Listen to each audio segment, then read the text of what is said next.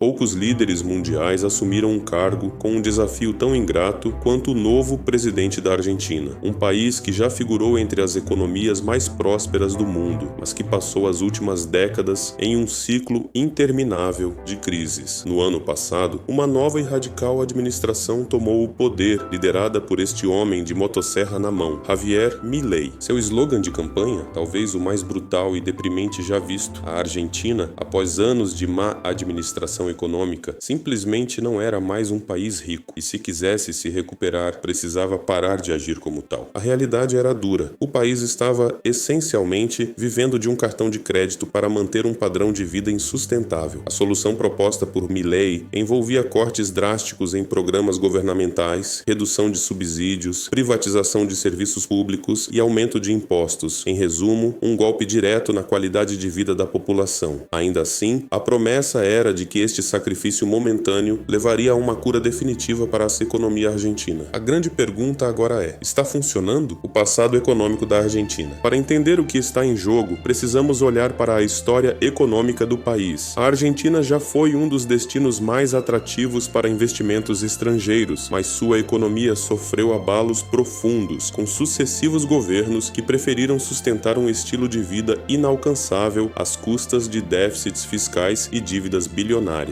Em vez de se reinventar e recuperar sua competitividade global, o país apostou em protecionismo e subsídios, resultando em inflação galopante, desvalorização da moeda e uma fuga massiva de capitais. O efeito disso: 6 moedas diferentes em apenas 50 anos, uma economia que afugenta investidores e faz com que os próprios cidadãos prefiram usar dólares americanos no dia a dia. Foi nesse cenário caótico que Javier Milei surgiu com um discurso radical que muitos consideraram delirante, mas necessário. Com um currículo respeitável como economista e um estilo de comunicação explosivo, ele se tornou uma figura polarizadora. Alguns o veem como um libertário visionário, enquanto outros acreditam que ele é apenas mais um populista com soluções simplistas para problemas complexos. As primeiras medidas de Milei. Independente das opiniões divergentes, Milei não perdeu tempo ao assumir o poder. No primeiro dia de governo, reduziu a máquina pública pela metade, extinguindo 18 ministérios e redistribuindo suas funções. Privatizou serviços, cortou subsídios e impôs medidas de austeridade severas. E, de acordo com os números, algumas dessas medidas estão funcionando. A inflação, que orbitava os 200%, começou a desacelerar. O governo arrecadou mais do que gastou pela primeira vez em anos, mas isso tem um custo. O corte nos subsídios fez com que os preços de serviços básicos disparassem. Energia, transporte, gás, alimentação, tudo ficou mais caro. O desemprego aumentou com a extinção de milhares de cargos públicos e estatais. A crise se agravou no curto prazo e as ruas foram tomadas por protestos. E então vem o grande dilema: a Argentina conseguiria suportar esse choque de realidade tempo suficiente para colher seus frutos? A dolarização e seus riscos. Uma das apostas mais polêmicas de Milei é a dolarização da economia. Abandonar o peso e adotar o dólar como moeda oficial seria um movimento sem precedentes para uma economia tão grande. A ideia é simples: se a Argentina não consegue administrar sua própria moeda, então melhor terceirizar essa responsabilidade para os S-800. Mas há um problema: para dolarizar, o país precisa de dólares, e ele não os tem. Atualmente, a Argentina depende de superávites comerciais para acumular dólares suficientes para essa transição, um processo que pode levar anos. E enquanto isso, a população enfrenta o peso das medidas de austeridade sem um horizonte claro de alívio. Outro problema é que a dolarização não resolve todos os males da economia. Se o governo não controlar os gastos públicos e equilibrar suas contas, a crise pode continuar, apenas sem a opção de desvalorizar sua moeda para tentar ganhar competitividade. Além disso, perder o controle sobre a política monetária significa depender inteiramente das decisões do Federal Reserve do CEA, a pressão popular e o futuro político de Milei. O maior desafio de Milei não é econômico, é político. Se as dificuldades diárias se tornarem insustentáveis, a pressão popular pode forçar uma reviravolta política antes que suas reformas tenham tempo de mostrar resultado. E se isso acontecer, toda essa reestruturação pode ser em vão. A Argentina já viu esse filme antes. O país tem um padrão histórico de reformas que começam, mas não terminam, porque os custos políticos se tornam insuportáveis. Presidentes tentam implementar ajustes, mas acabam cedendo à pressão das ruas e recuando antes que as mudanças realmente surtam efeito. O risco para Milei é exatamente esse. Além disso, a oposição não está parada. Partidos políticos tradicionais, sindicatos e movimentos sociais estão se reorganizando para tentar barrar as reformas. A resistência pode se tornar um grande obstáculo, especialmente se Milei perder apoio dentro do próprio Congresso. A opinião pública está mudando? No início, Milei tinha um forte apoio popular, pois muitos argentinos estavam cansados da crise econômica e dispostos a tentar algo novo. No entanto, conforme os efeitos das políticas de austeridade começaram a ser sentidos, a insatisfação cresceu. Pesquisas de opinião indicam uma queda na popularidade do presidente, especialmente entre as classes mais baixas, que sofrem mais com o aumento do custo de vida. Protestos se tornaram frequentes e há sinais de que a paciência da população pode estar se esgotando. Ainda assim, parte da população acredita que Milei precisa de tempo. Argumentam que, depois de décadas de má gestão, não é razoável esperar que a economia se recupere em poucos meses. A pergunta é: os argentinos estarão dispostos a esperar? Conclusão: Milei conseguirá completar sua agenda? O que a história nos mostra é que a Argentina tem um padrão: ciclo de crise, tentativa de ajuste, reversão política e volta à crise. O país precisará fazer algo inédito: manter um plano econômico de longo prazo sem sucumbir à pressão social e política. Milei apostou tudo em um remédio amargo. Agora, resta saber se os argentinos estão dispostos a engoli-lo até o fim. Se sua estratégia falhar, a Argentina pode voltar ao ponto de partida, mas se funcionar, pode marcar o início de uma nova era para o país. O futuro da Argentina está sendo escrito agora, e o desfecho dessa história dependerá de quão forte for a resiliência do governo e da população diante dos desafios que ainda estão por vir.